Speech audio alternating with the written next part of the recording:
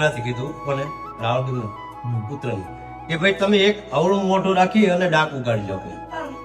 આમને એમ મુક્તિ ન જોતા એટલે જ્વાળામુખી દેવ છે. એટલે આપણે રાવણ કે ડાક ઉગાડી ત્યારે આમ મોઢું રાખે તમને ખ્યાલ હતો.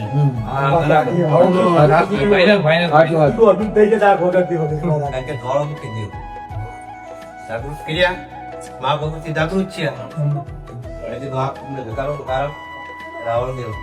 રાવણ બોલ્યા કે માં દૈત્ય નામનો રાક્ષસ છે અને બધો સહાર કરે ને એટલે એને તમારા માટે સહકાર કરવો પડશે.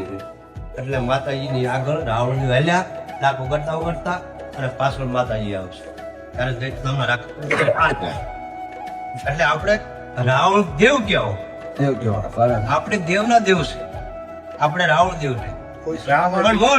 વટલાવ થયો બીજું કઈ નથી. રાવણ દેવ થયો.